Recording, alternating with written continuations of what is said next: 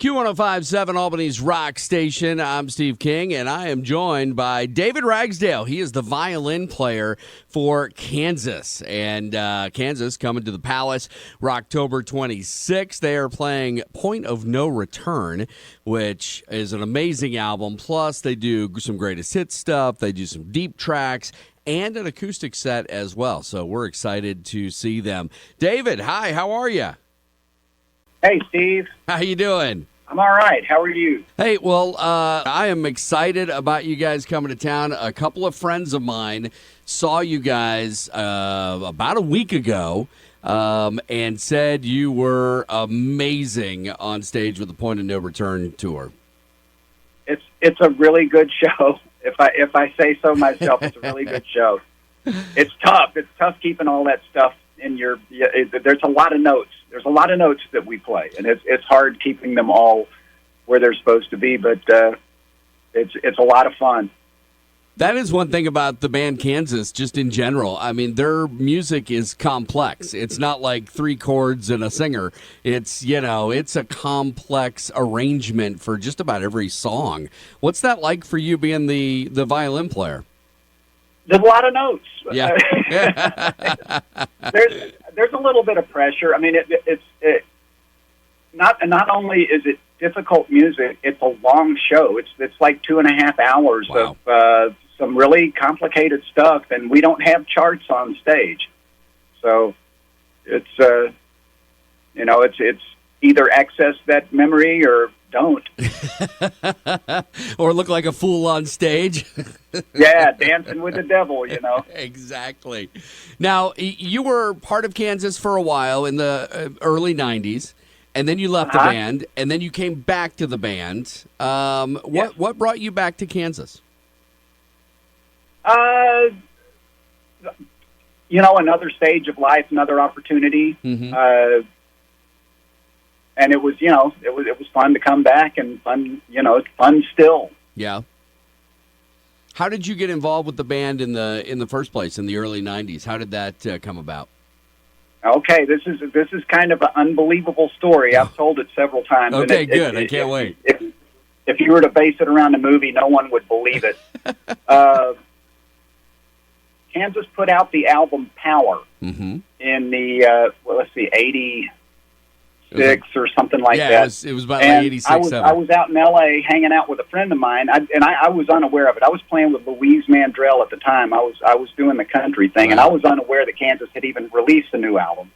And this friend of mine said, "Hey, have you heard the new Kansas album?" And I'm like, "No, there's a new Kansas album." And he says, "Yeah, Steve Morse is on it." I'm like, "Steve Morse?" Wow. And then I thought about it for a second. I said, "Who's playing violin?" And he said, "Well, no one's playing violin. No one's playing violin." And then he played. We listened through to the album, and I could hear what the violin player would be playing had there been one. Mm-hmm. And he said, "Well, what you need to do is go on back to Nashville and get out your little 4-track tape player and put Kansas on 2 tracks and add these parts that you say you can hear on another 2 tracks and get the tape to them." And I was like, "That's a really good idea." That's so crazy. It might just work. Well, it did. It took a long time. It took about 2 years before I got the call. I sent out, I don't know how many of those tapes, and spent some time in L.A., and I was just handing them out like, playing cards the whole time I was out there. And got a call from Phil Ehart, the drummer and manager of the band, and there we are. Wow. That's incredible. That is like you said, that is like the weirdest way to get into a band. Yeah. To show them. It really is. This is what you're missing, and look how much better you'd be if you had me in the band. Yeah. That's basically the point I was trying to make. And the rest is history, as they say. The rest, yeah. There you go. So it actually worked. So, never give up hope. There's always a way if you can find it. Yeah, there's some way to make it happen, right? There's a door. I promise you, somewhere there's a door. What is your favorite part about the show that you guys are doing now? The ending. When you get to go off stage and have a drink. Well, and that's only if there haven't been any calamities during the show. It's, there's really not. It's kind of like being very physically fit and running an obstacle course. The whole thing's it's a very fun show to play. All the music is very good. The band is on fire. It really is kind of like running an obstacle course, and you don't really think about anything further ahead than where you are, and you don't think about anything that just transpired. It's all right now. You're in the moment. You're in the moment, and you better stay there. I'll bet. Well, and not only are you doing Point of No Return, which is just an amazing album, but you guys are also doing kind of a greatest hits as well as like some deeper cuts and some stuff that you don't hear all the time, right? Yeah, and an acoustic set, a short acoustic set. Really? Songs. Yeah. Now, being acoustic, are you part of that then as the violin player, or do you pick up a guitar during that, or what do you do? I'm playing an electric violin, but sure. All the acoustic guitars at that point are electric because they're plugged in. Of course. So it's so acoustic, I guess you could say. But it sounds acoustic, and that's the important part. Right, exactly. Were there any songs when you guys are putting together the set list? Were there any songs, like especially like deep cuts, where you were like, "Man, I don't know that song. I have to go back and learn it." Oh yeah, yeah, quite a few. Not quite a few, but a few to be sure. It's like, okay, I better run back on that one. Wow. So, is there a moment in the show that is your favorite moment? Is there something that you specifically get to do during the Kansas show that you're like, this is my moment, I love this? There are kind of several of those, and I cherish them all. It's a fun. It's a really fun show to play. There's a lot of pressure, and it's kind of nerve-wracking, but it's a well-crafted set, and it's a lot of fun to play. Now, what's next for the band then? I mean, this tour obviously hugely successful. It's kind of put the spotlight back on Kansas after a few years of it and maybe not being there. What's next for the band? What are you guys going to do? New record.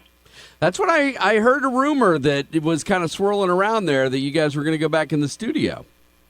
Yeah, we've already been back in the studio a little bit, and actually have gotten very, very deep into it, and there will be more visits to the studio, and there will be a new product. Well, that's awesome. That's great news for fans of the band, not only seeing the tour that you guys are doing now, but new music. And then I assume after you release a new album, you guys are going to tour behind it, right? I would think so. Sure. And get back out on the road. So, yes. What part of the process do you like best? Do you enjoy the stage part? Do you enjoy the studio part? A little bit of both. What's your favorite? It all has its charm. It all has its pratfalls. Yeah. There are things to not like about each, and there are things to absolutely love about each. Mm-hmm. Now, when you were a kid, it's just like anything. There's always a dark side. Of course. When you were a kid and you started playing violin, I read you started playing violin at like 3 or 4 years old. Yeah. And you played. You were with a symphony for a while as well. At any point, were you like, you know what? Eventually, I'm going to be a big rock, violinist. The violin was imposed on me against my will, as happens to a lot of kids.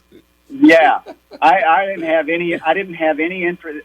Ironically enough, this is a good story. I didn't have any interest in it until about 1975, when I was driving around my hometown and heard this new song by this new band that had a violin player called Kansas. Oh wow! And driving around, and here's this rockin' band. Here's this guy playing this rockin' violin behind it, and I'm like, hey, wait a minute, maybe this isn't such a bad idea. So that's when I started playing violin again. Wow! And then from there, just eventually, there's the band that got you back into violin. You're playing for them. Isn't that something? That really is. Did you go back? Did you thank your parents for forcing you to play the violin at that point? I would never have stooped that low. I would never. You don't want to give them the satisfaction. No. Well, I understand that. Well, I got to tell you, like I said before, I talked to several friends of mine that saw you guys when you were in, I don't remember if it was Omaha or Lincoln, Nebraska, when you guys played. And they were just raving about the show. So I can't wait till you guys get here October 26th at the Palace. It's going to be an amazing time. We've been giving away tickets. People are excited about the show, and I can't wait to see you guys. I'll say it again. It's a really, really well-constructed set, and the band is on fire. Wow, I can't wait to hear it. It's Kansas has always been one of my favorites, so it'll be a lot of fun to see you guys. I've never seen the show live. I've never seen you guys live, so I'm excited, man. Please come. I'll be there. Trust me. I can virtually enjoy that. Assure you that you'll enjoy it. Oh, I'm sure I will. It's a pleasure talking to you, and safe travels, and we can't wait to see you here in Albany. Thanks so much. Thank you. Have a great weekend coming up. Okay, man. You too. You too. Bye. Bye-bye.